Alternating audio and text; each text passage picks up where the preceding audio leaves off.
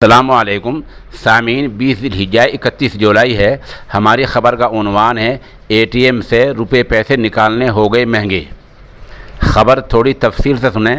कल यानी 1 अगस्त से एटीएम से रुपए पैसे निकालने महंगे हो जाएंगे। बता दें कि आरबीआई ने माली लेन देन यानी कैश लेन देन पर लगने वाली फ़ीस को 15 रुपये से बढ़ाकर 17 रुपये कर दिया है। जो लेन देन माली रुपये पैसे में नहीं है उसकी फ़ीस भी 5 रुपये से बढ़ाकर 6 रुपये कर दी है। इस तरह जब आप अपने बैंक का एटीएम इस्तेमाल करेंगे तो एटीएम इस्तेमाल करते ही आपके कुछ पैसे कट जाएंगे। ये पैसे कब कटेंगे?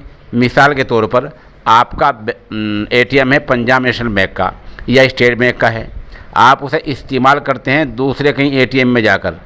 आपका एटीएम पंजाब नेशनल बैंक का है, आप उसका इस्तेमाल करते हैं आईएसबी में जाकर या और किसी कैनरा बैंक में जाकर। जब आप एक बैंक के एटीएम दूसरे बैंक के एटीएम में इस्तेमाल करेंगे तब आपके कुछ पैसे महंगे कटेंगे। ये पैसे कितने कटेंगे अभी खबरदार एजेंसी ने इसकी तफसील नहीं बताई है। पैसे कटेंगे ज़रूर, इसलिए एहतियात ये होनी चाहिए। अगर आपके पास पीएनबी का एटीएम है तो आप कोशिश कीजिए कि पीएनबी से पैसे निकालें, पीएनबी के एटीएम से पैसे निकालें। अगर आपके पास स्टेट बैंक का एटीएम है आप कोशिश कीजिए कि स्टेट बैंक के एटीएम से पैसे निकालें।